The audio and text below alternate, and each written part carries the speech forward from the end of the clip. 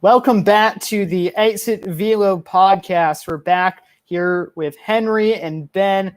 And fellas, it has been quite the week in baseball. The playoff races are narrowing down.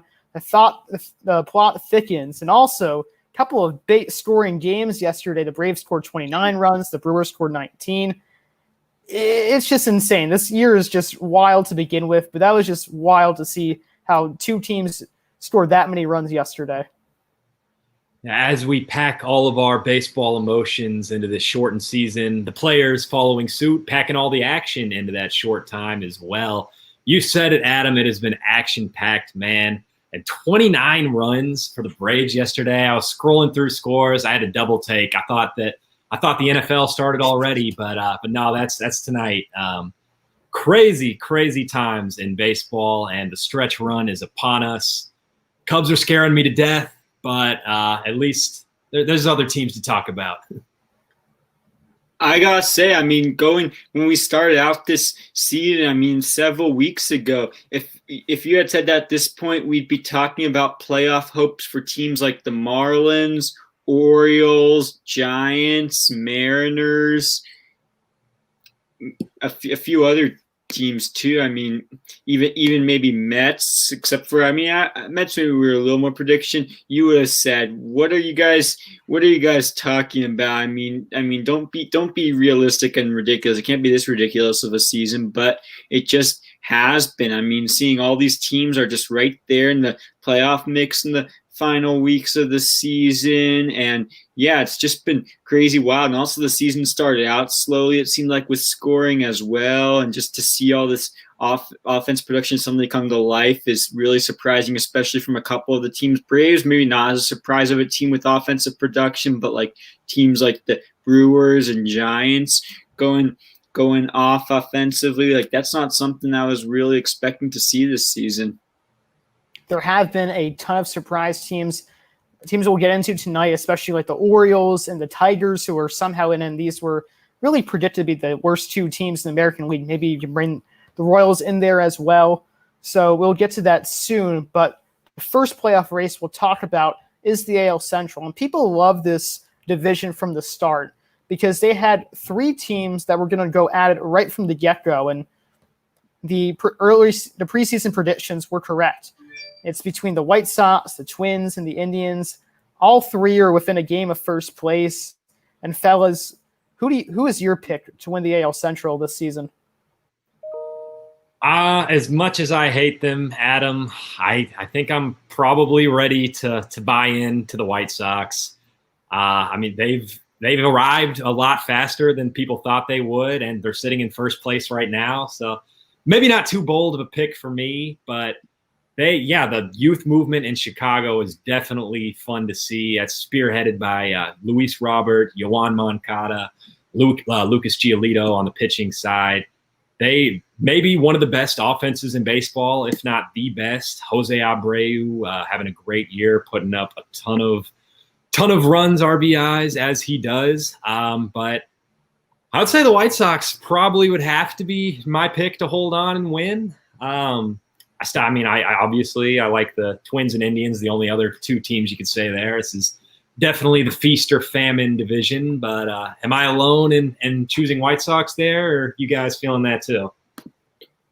I think White Sox is a great pick. It's also a very young pick, and you think about the young picks and young teams in terms of experience and what we have and what's been going on. A lot of the years lately, I've seen like a good mix of some experience, some really young teams. I might have to go with giving the Twins the edge, though, actually, with this experience here. I really like, obviously, I love what I'm seeing from Nelson Cruz. I think he definitely has enough of his capabilities. If he's playing like he's playing, he could definitely carry the Twins to the top of the division. And like they're overall decently effective in pitching. And I think actually one pitcher who's especially having a really underrated season, Kenton Maeda. I think with the way Maeda's been pitching, I think the Twins are gonna be able to like pick up where they left off last year.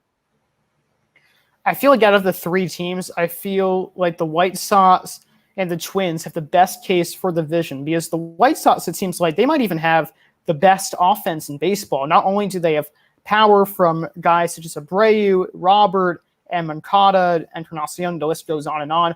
They also have good speed too. They have Madrigal and Anderson. They just seem like a complete team. Then pitching side, they have starters such as Giolito and Keuchel. Really, the only bad start in the rotation, it's not even really that bad, is Gonzalez. And as for the Twins, they're the Bomba squad. They've brought that into this year as well. And then pitching-wise, they don't really have too many bad starters. Rich Hill still looks pretty good at 40-plus years old. Jose Barrios holds down the fort, and you're right, Ben. Maeda has been a sleeper pick. He might even get some down Cy Young votes, too. The Indians, they obviously have a chance. They're obviously within a game of first place as well. But their offense just doesn't look as legitimate as it's been in recent years as well. Pitching-wise, they're still great. They're led by Shane Bieber, who we'll get to later, but he's without a doubt the Cy Young Award winner in the American League. Probably won't get dethroned in the last few weeks of baseball. You never know, though. It's been a weird season, and anything can happen in the next few weeks. But am I wrong to say the Indians are kind of the odd man out in this division?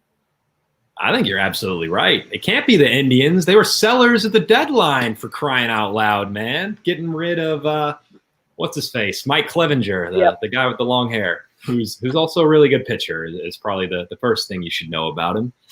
But, yeah, the Indians, I don't think they really hold up when you look at comparing them to Minnesota and Chicago. The pitching holds up, but their offense is comparatively pretty bad looking at those two teams. And, yeah, you still have Francisco Lindor and Jose Ramirez contributing there, but it's kind of a black hole in their outfield. They haven't gotten really any production outside of Franmil Reyes, who has had a pretty good season. But I think Oscar Mercado was so bad. Didn't they end up having to designate him for assignment, or is he still with the big league club? Either way, he was really bad. If he didn't get called down, he probably should have. But it's not a whole lot to get excited about on offense with Cleveland, but they keep hanging around, they keep winning games, and the big reason for that is definitely their pitching. So pitching wins in October, and September is awfully close to October. So we'll see. Maybe the Indians sneak in with a wild card, but I do still like Chicago. If not Chicago, I'd like Minnesota to win the division. Yeah, I gotta say, I'm not super. I can't say the Indians could always prove me wrong. The way that a lot of other predictions have been this year and these past few months, they could suddenly bring it together like they were at the beginning of the season. But yeah, it's been a little more of a struggle as of late for them. Carlos Santana offensively has just not looked really great either, and also the pitching behind Shane Bieber, it's been, I guess, all right. It hasn't been like anything to get super excited about. Maybe there's been a few guys in the bullpen here and there, but I thought, Mike Clevenger was a guy to get excited about, but I gotta say, the Indians would have to really shock me in order to put it up against the White Sox or the Twins for the division, to be in the division talk. So I'm with you guys there. They do have this young guy who just came up named James Karanchak. I believe that's how you pronounce his name. He looks pretty good, but you're right, you guys. They don't have too much offensively, and pitching-wise, I really don't know too many of the relievers after Brad Hand, and I don't really hear people talking about them too much after that. So it seems like their ceiling just isn't that high. Even if they make a wild card run, I just feel like they won't make a deep playoff run this year.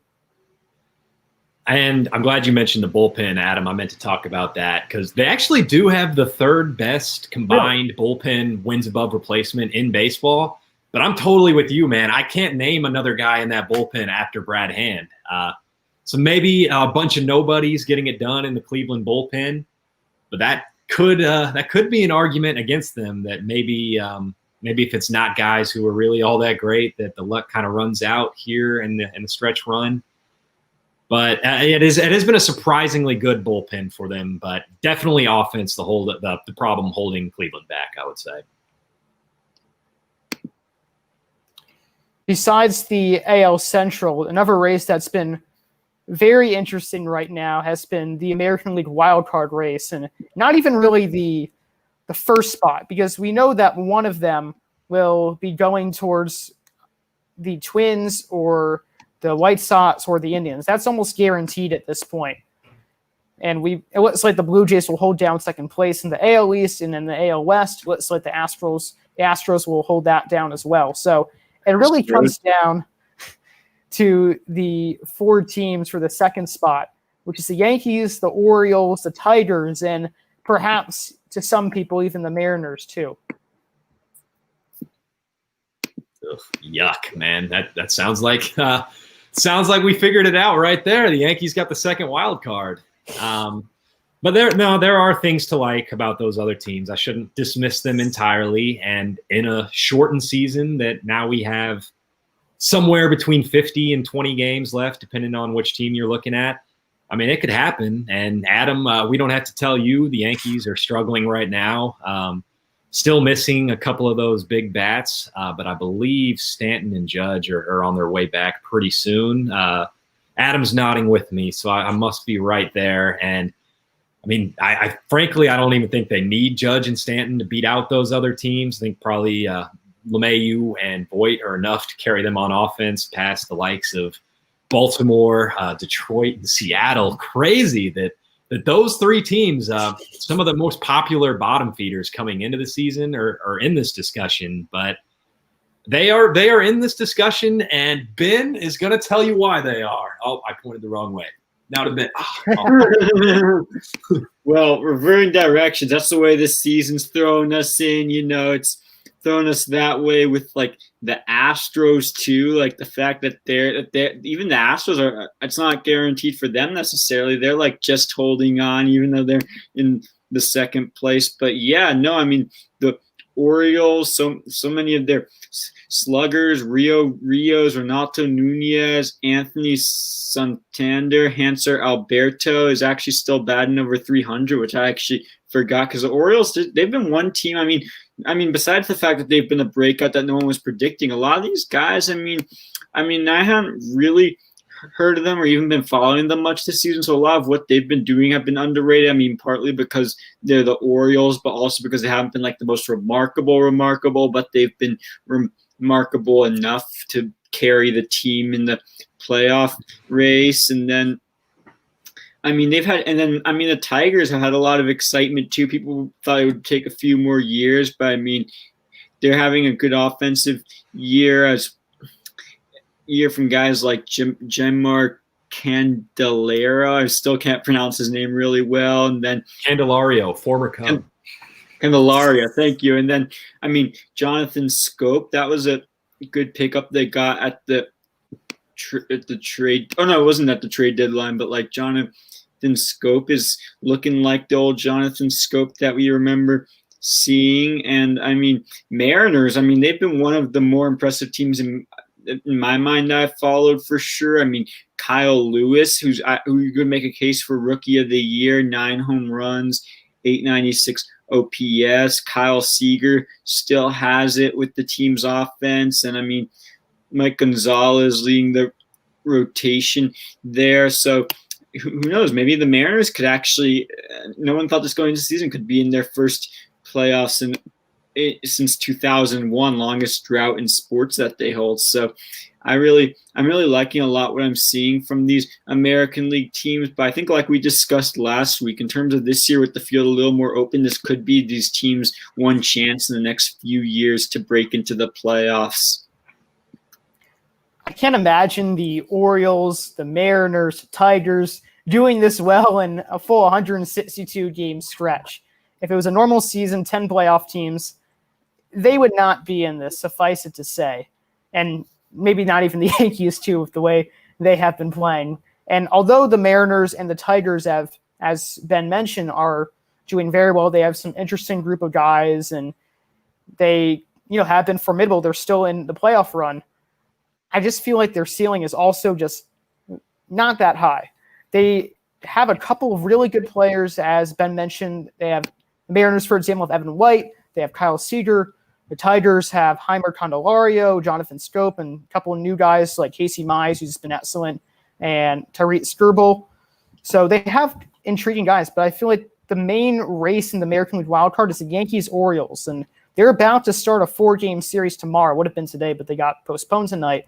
And I think the winner of that series might be the winner of the wild card. Still a lot of season left, but it could be showing what's come. I think you're spot on there, Adam. And I hope I'm not talking over you. I thought you might have frozen for a second. But no, you're good. We're all good. I think you're spot on there. I think it's definitely Orioles, Yankees between those 4 teams we talked about. I wouldn't really – Mariners, Tigers a little further out, and I like the Orioles upside a little bit more. Dan, I'm glad you mentioned they do have some guys on offense who have been performing well. Ryan Mountcastle, Jose Iglesias, Hanser Alberto, Anthony Santander. They do have bats. DJ Stewart, another guy who's been good for them in limited time. They have bats. They have a ballpark where bats kind of play up. It's the pitching for me that I don't really love as much with Baltimore. Honestly, I don't really know who very many of their pitchers are, which, I mean, maybe says a little bit about me as a fan that I'm not following them as closely, but also I think could tell you that they're maybe also not very good. Not that I'm the end-all be-all for like knowing good pitchers or anything, but it doesn't appear to be a whole lot of great upside with their pitching. So I think New York ends up holding on there. Do you all think that there's any chance of teams further down in the standings maybe creeping back up? I'd say no Red Sox for sure, no Royals for sure. Is there any chance the Angels could get high? I mean, I know they've been one of the bigger disappointments all season, but on paper, like I like the Angels more than I like the Mariners, Tigers, or Orioles for sure. Is it too late, Ben? I just think that, like, I mean, you realize for a lot of teams, like, well, at least for the A's, I don't know how many games your teams have left. It's not that much more time. I mean, 19 games left is not a whole lot more time. But I was thinking, I'm surprised none of us have brought up actually the Blue Jays now, because actually the Blue Jays are looking like they can maybe sneak into the spot. I mean, they've had quite a few hitters really doing it well, like Tisque Hernandez and who else from the Blue Jays has been killing? I mean, Vlad Guerrero Jr. So, I mean, the Blue Jays, you can make a case for as possibly making another run. Who knows? Maybe going as far as to disappoint like an Orioles run or Yankees run going as far, Adam. I know you wouldn't believe that, but I mean, never know with a team like the Blue Jays and how they've been playing this year. Well, I think that's why the Blue Jays will probably end up winning second place. At this point, it doesn't really look like the Yankees are going to be winning second place because they've just been incredibly inconsistent. One day it's the offense, the other day it's the bullpen, even reliable guys such as Aroldis Chapman and Chad Green. They've been stinking it up. Garrett Cole hasn't been as good as advertised. Granted, almost every big-name pitcher who comes to the Yankees are not great early on, so perhaps in a full season he'll be all right. So although the Yankees should be all right, and they still have a chance at second place, I feel like the Blue Jays, they got to play the Yankees a lot. They'll probably have a bit more advantage, a lot more momentum. They should take second. But Henry, I just want to go back to your point about the Angels maybe creeping in. They really could. They're still decently out. There's not a lot of time. That's what's going against them. But it's hard to bet against Mike Trout or Anthony Rendon or even Dylan Bundy, who's surprisingly amongst the top leaderboard in Cy Young vote getters. So they have a talented team, and I like them too better than the Tigers or the Mariners or even the Orioles to an extent. So I can maybe see them having a hot streak, but it would take a lot for them. I'm surprised they've been so bad. I mean, bring in Joe Madden. I like Joe Madden as I'm a biased as a Cubs fan, as I'm sure you all can't forget.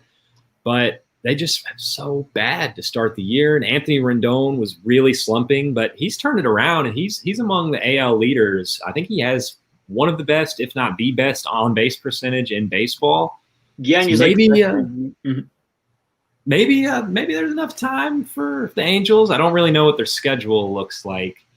But if it lines up right, you get a couple series against the Mariners maybe. They could find a way. Or I guess against a couple of teams they would need to leapfrog to get into that wild card spot. I don't know if they play the Yankees still, Adam. Or no, they don't play the Yankees at all because you only play the Western or Eastern teams. Kind of forgot about that. That's right. was wondering why I hadn't seen any of those NL East or NL West teams. But yeah, I would say maybe a chance, but probably pretty slim for the Angels.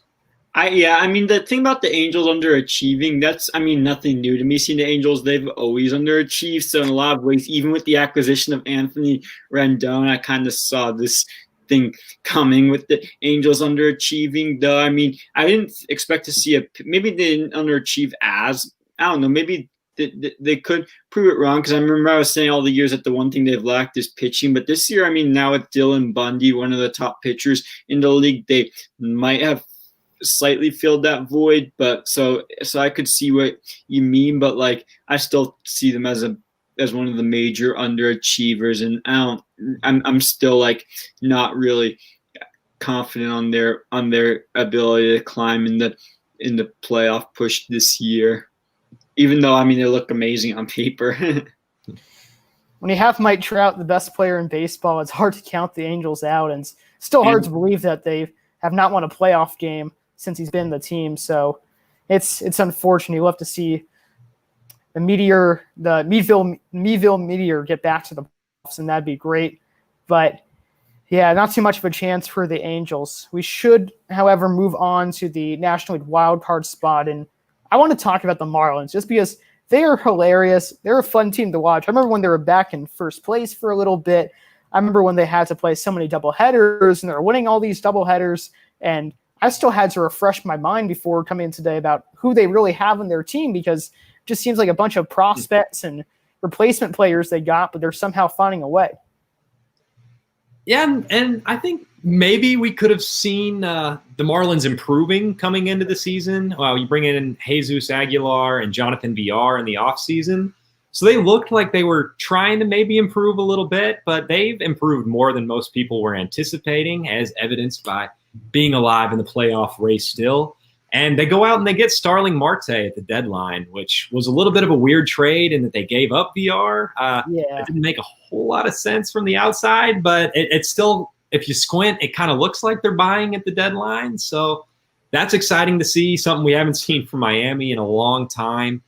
But yeah, it's been offensive production from guys we weren't expecting, like you alluded to, Adam. Miguel Rojas with a 994 OPS for him. Garrett Cooper, 881 OPS. He was good last year for them as well, batting 280 also. But Corey Dickerson had not been so great for them. Sorry, I thought he was doing better. I was going to read off some stats for you, but 232 batting average for Corey Dickerson, not really selling the Marlins offense there. But the pitching, I think, has been pretty good for Miami, and that's something that maybe we did expect a little bit coming to the season. There's guys in that rotation, I think, that have upside. Eliezer Hernandez has had another good year, the young pitcher. And they traded Caleb Smith. That was a guy I liked coming into the season. But I think part of their early season success, Jordan Yamamoto hasn't been good for them, but another pitcher who I do like long-term for them. Sandy Alcantara has been good for them.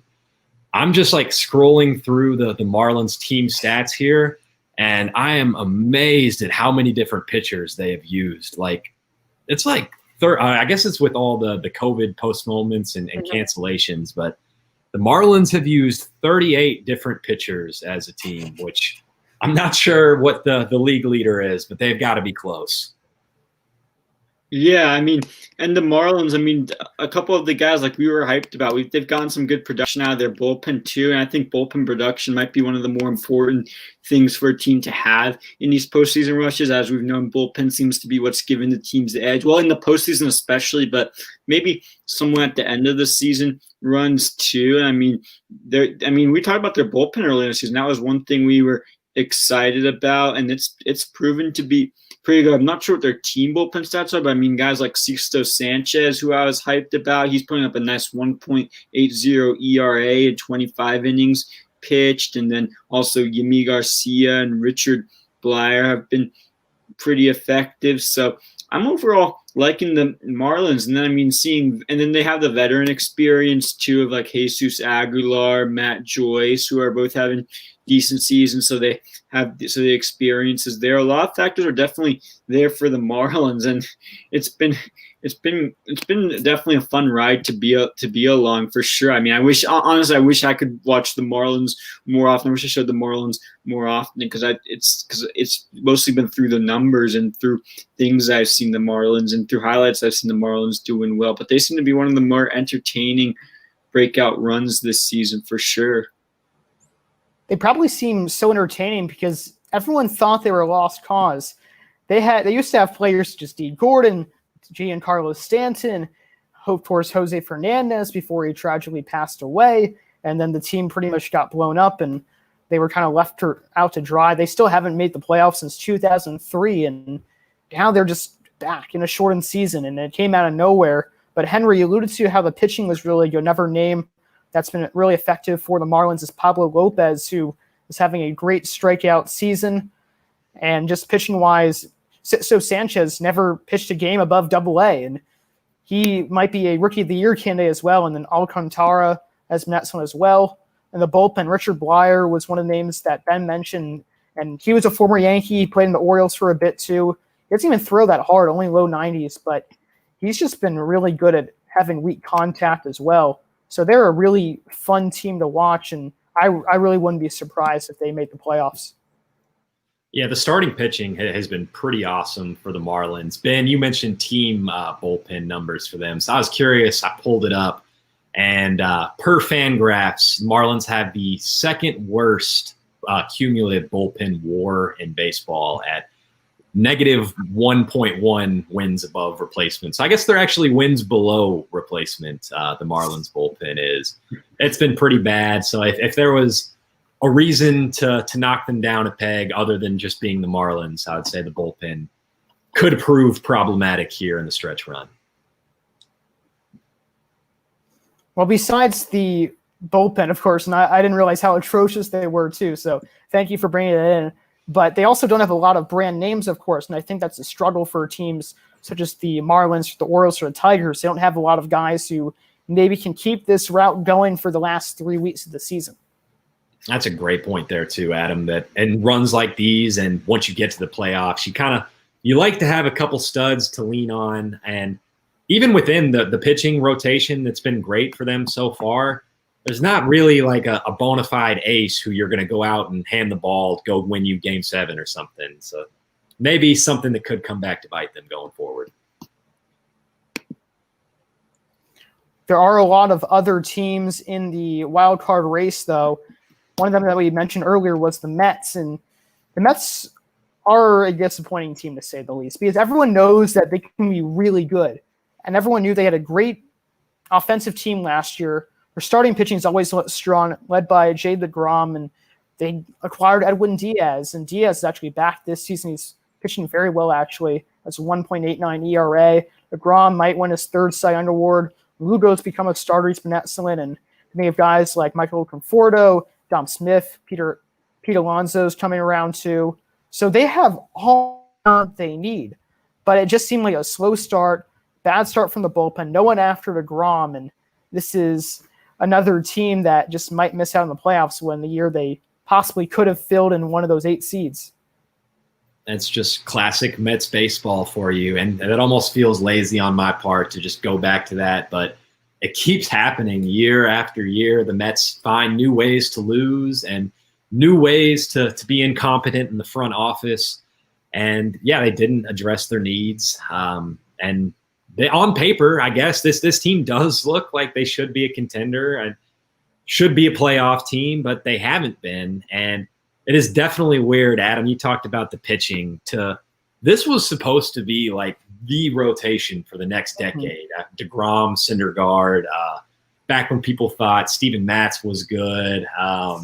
Matt Harvey, back when people thought he was good. Really throwing it back now. I know, but it was like 2015. Yeah, I mean, even coming into this year, Marcus Stroman, and then he opts out. You don't get anything from him. Syndergaard gets hurt, and then suddenly that rotation doesn't look all that great. You're missing Zach Wheeler, who's having a great year for Philadelphia. it's been the Jacob deGrom show, and even when he's pitched great, they can't score any runs for him anyway. So the Mets, I'm not super optimistic that they'll turn it around here in the last couple of weeks or ever. So yeah, not much hope for the Mets from me. I'm not gonna go out and say ever, but because I mean they can. I mean they can. It can be a build up from next year what they had this year. I mean who knows? They could be the Marlins. I was kind of we've always been feeling that way about the Marlins for a while, but look at where they are now. But I don't know. That's just kind of a long comparison to make. But then I'm liking some of the breakouts, like some of the parts of the Mets that haven't disappointed though. I mean, Dom Smith, you could even make a case. He's put up some really stellar stats this year, and both on the field and at the plate. And he even can make a case for MVP. I mean, I barely knew who this guy was. So if there's any like real like breakout upside, it's Dom Smith. He's also a great off the field presence as well. Exactly. He was a big part of the protests that were happening. He really took charge of the Mets as well, which is important. So he's definitely a player to come. And this guy was, before the implementation of the DH, and we'll see how that carries in next year, he was kind of seen as the odd man out because he can't play outfield. He was kind of a backup first baseman to Alonso, who broke out, but now he's found a place on the team, and he could be a good player years to come. And Mets really have two bona fide first basemen in them, and hey, if they really needed to, they can even platoon on some days if they really want to go that route.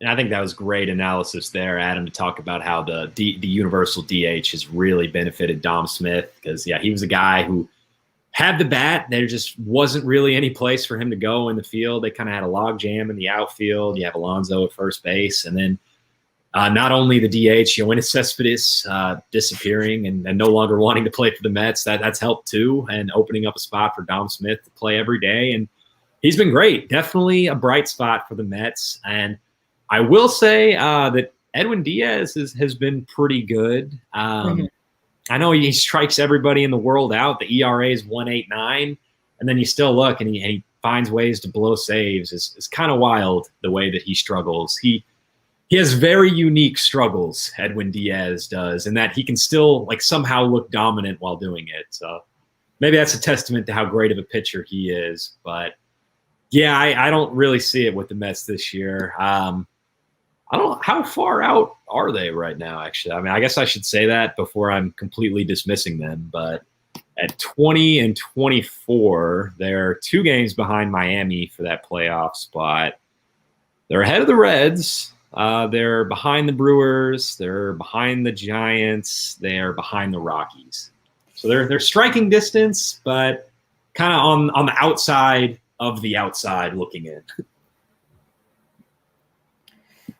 Yeah, as you mentioned, Henry, they're certainly close, not too far behind game-wise, but there are just so many teams in front of them, and teams a lot more momentum than they are and don't have a history as being the Mets, who always seem to kind of blow some things. I can't really talk right now because the Yankees are blowing it up, but yeah, they're a weird team, and you really hope they can pull something together because they have a lot of good energy. And another team that came out of nowhere, though, who's been a bit ahead of them, has been the Giants. That has shocked. I really don't know anybody who thought they had a chance this year, or anyone who would have predicted Donovan Solano batting .340 or Yastrzemski being an NL MVP candidate. So they are just a surprising team. They actually have a decent amount of starting pitching and okay bullpen, but they're still in it. And they're also a fun team to watch because they're really just a team that held on to their 2010, 2012, 2014 run and are still somehow vying for the playoffs a little bit the last 2 years. Yeah, no, the Giants have, it did start out really slow, and I'm still not totally sold on Gabe Kapler's managing, but like with some of these, if they can put up enough, I'll tell you what, if they can put up enough big offensive performances from some of those bats who are breaking out, they can consistently break out. Like, of course, Yastrzemski can continue his MVP campaign, and Solano can continue hitting, and then also Alex Dickerson's been hitting some lately. He's been putting up reliable numbers. I mean, you just look at that 20. They scored 22 runs against the Rockies to start the month too, joining these MLB crazy offensive surges. So, I mean, seeing the Giants across the Bay, they've definitely been a team that I feel like could maybe sneak their way into the postseason. But I mean, I'm still not 100% sold on them. I still think they need to build up and develop more. But maybe the future's looking brighter than we thought. 6, 7, 8, 9 San Francisco Giants who are batting 280 or higher. That is kind of insane, and that includes 4 who are batting over 300, all in pretty significant at-bats there. None of those small sample size. Well, granted, everything is a pretty small sample size this year, but you know what I mean. Within that small sample size, they have guys that are playing out of their minds right now, and I don't want to take anything away from what the Giants have done, but it's been surprising, to say the least, for me. Adam, you said nobody would have predicted Donovan Solano batting 340. I don't think anyone would have predicted anything from Donovan Solano. I don't think anybody knew who he was. Right. I'd never heard of that man before, and here he is batting 340. And not only him, you look Brandon Belt and Austin Slater, OPS is over 1,000. Darian Ruff right there as well. Mike Yastrzemski he's right there as well. 978 OPS. It might as well be 1,000. So it's been very surprising offensive production from San Francisco. Definitely a team that we all had picked as a bottom feeder coming in, and everybody had picked as a bottom feeder. I don't really know what to make of their pitching. It's been the offense that has stood out more for me. I really don't know what to say about their pitching. I don't know a whole lot about it. Ben, being in the Bay Area, could you tell me more about it? Or I know that's not your team. Yeah, I'll be honest. I mean, I haven't been able to name that many names on their pitching rotation. I mean, you do have the veteran Johnny Cueto, who's put up some all right numbers, and there was one Trevor Cahill's actually that another veteran who used to pitch for the Oakland A's, who I've actually enjoyed watching a little bit this season for the Giants. And I mean, they have one of the more exciting bullpen arms. They have that guy Tyler Rogers, he throws that crazy submarine motion. So it's been a very interesting pitching rotation to watch, to say the least. And yeah, but it hasn't. I mean, I don't think they haven't really been any big like household names pitching. I mean, behind Cueto exactly, but yeah, that'll be definitely one of the more interesting, unpredictable pitching rotations going down the road, I think. Hitting wise, they seem to be legit. As Henry mentioned, they have a ton of guys who are batting 280 and over, a lot of guys who have a 900 plus OPS, which are both incredible stats, and it shows how good these Giants hitters are. But pitching-wise, they are a bit strange. Cueto's only been all right, but they do have some interesting options. Kevin Gausman stuck with them even past the trade deadline, which was a bit surprising since he was listed in a ton of rumors. They also have Logan Webb, who's been right up there, and Tyler Anderson is just a nice lefty who throws in the low 90s, but he's been excellent as well.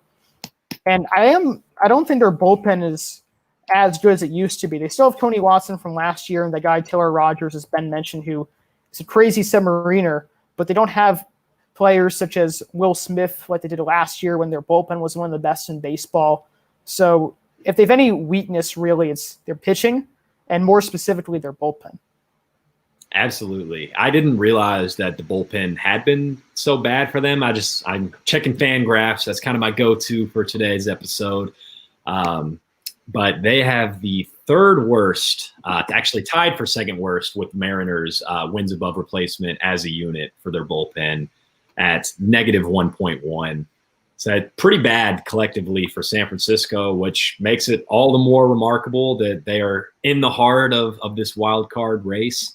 And they are 4 games over 500, I want to say. 2 games over 500. Sorry, I was off on that one. But if I had to say today, guys, I expect the Giants to make it. I think they'll be in. I wouldn't be surprised if they made it. They seem to be more complete than a lot of the other teams who are vying for the playoff run. And it's funny because the other teams right behind them are the Brewers and Reds, which before the season started, it looked like we were all in agreement that they had a great chance of making the playoffs, especially the Reds with their rotation. They still have a great rotation. We have Sonny Gray and Trevor Bauer and Luis Castillo now coming back into his own. So they can still make it. In the Brewers, they're kind of a weird team because Yelich hasn't been as good this year, and Yelich was really providing all the offense. Then they have Corbin Burns pitching-wise, so they don't really have too many contributors. I feel like the only teams that are really challenging or could challenge the Giants and Marlins for the wild card are the Mets or maybe the Rockies in some respect. And yeah, just really those types of teams. I'll agree with you on the Brewers. No Brew Crew for me, Adam. It's pretty much the Christian Yelich show, and that show has sucked this year. He's batting like 200 or right about there, 213 for Christian Yelich. He does have an 808 OPS, so still drawing some walks and hitting for some power, but not a whole lot else in that lineup to be excited about. Keston Hiura, everybody loved him last year, and with reason, he was really good last year, and he's been disappointing in his sophomore season here. And then not much pitching to get excited about outside of Corbin Burns, and their bullpen has been pretty electric, but that doesn't do you much good if you're not giving them leads to protect. As a Cubs fan, I am still a little bit worried about Cincinnati just because they did look so great on paper coming into the year, and they're showing flashes. Like Trevor Bauer goes out and throws 7 2/3 shutout innings, 10 or 11 strikeouts. My Cubbies last night. Not only Bauer, Luis Castillo and Sonny Gray, great front end of the rotation guys. And on paper, that lineup should be tearing the cover off baseball. You got Mike Moustakas, Eugenio Suarez, not Joey Votto. He sucks. What's his face? Mike Moustakas, Nick Castellanos, did I say him? But even if I did, okay, well, he deserves to be mentioned twice because he's a beast and a former Cub. But I think the Reds could maybe still figure it out, but their bullpen has been one of the worst in the league as well. So I think that's definitely holding them back. And even with that good starting pitching at the front end, the back end starting pitching has kind of been equally as bad for them between Wade Miley and Anthony DeSclafani. A couple of bums, if you ask me. So I think maybe Cincinnati sneaks in, but I'd say probably not at this point. I'm going to make a case for the – I'm not going to make a case for the Rockies, but I'll go a little bit into the Rockies. I mean, yeah, Rockies I think have a relatively decent chance. I mean, their pitching has really not been that bad, and I know some of their ERAs are high. Like, I mean, I know Kyle Freeland doesn't have an incredibly low ERA. Antonio Senzatella doesn't have an incredibly low ERA, and they're the starters who are leading the teams in ERA, but I mean, they've had some guys in the bullpen with relatively low ERAs, and like I was saying, bullpen can carry teams. And we talked about before, I mean, obviously they're a big offensive team, the Rockies, but I mean, the fact that they're still hitting pretty good without with Nolan Arenado having a slightly quieter back actually gives me some confidence in the team and their offensive depth. I mean, and also with I think, if I'm not mistaken, David Dahl went down earlier in the season too. And so I think that I honestly am a little maybe more confident in the Rockies, but maybe they need to figure it out a little more with their starting pitching. But I think some of their stats are a little bit underrated, so I'm a little more confident in them being a dark horse than maybe Henry was about the Brewers. About the Reds. I hate the Brewers. Right, about the Reds. Well, you also weren't talking about the Brewers, but yeah, the Reds. I hate the Reds too, but I think they're a better team. Just anyone in the division. I guess except for the Pirates because they're not too much of a threat right now. Nah, not much to get mad about with Pittsburgh there. But Ben, what you were saying about Colorado's offense, I look at that a little differently. I almost think of that as Coors Field is going to have their numbers look decent regardless of what happens. But without Arenado really producing, I think that lineup is a whole lot less scary as a whole. And I think basically their only like path to success with how one, where they play, and then two, their pitching is, I think, would be pretty bad in any ballpark. So the only way the Rockies win is if they score a million runs and if they're clicking on all cylinders. And without Nolan Arenado, I just don't see that happening. I mean, granted, he's not hurt, he's there, but he's batting 269, which isn't that bad of a batting average, but he's like consistently over 300.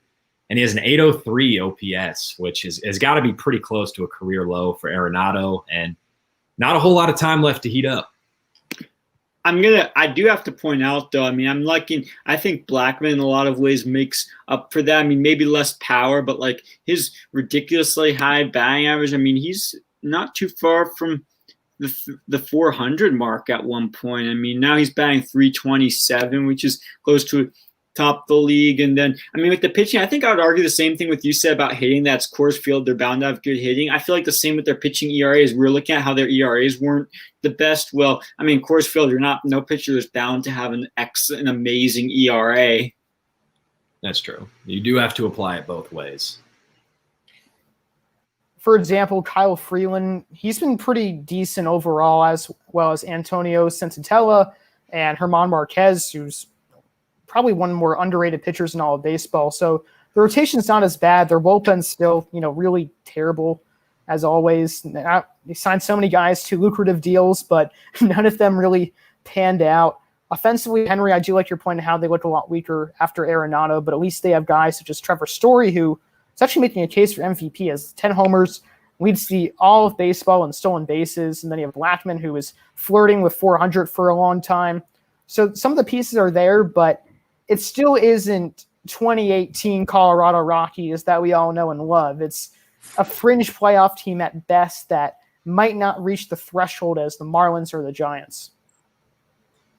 Yeah, that sounds good to me. I would agree with your assessment there, Adam. And I wouldn't expect them to get in personally. I don't really see them overcoming San Francisco. I picked Colorado ahead of San Francisco to start the season, but I don't think anybody anticipated San Francisco coming out this hot, and I don't think that'll change fast enough for the Rockies.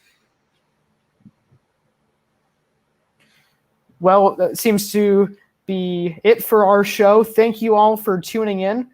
We all appreciate it when people tune into the Exit Velo podcast. Please give us a follow on Twitter. For me, Adam Cohen, AJC. For Henry, Winkle Henry. And Ben, I'm sorry, I'm blinking out your Twitter handle. Say it for me again. It's kind of a silly name. Benji Rocks Hard. It's a great one. I knew it was a good one too. So please follow us all on Twitter. And most importantly, hope you have a good night.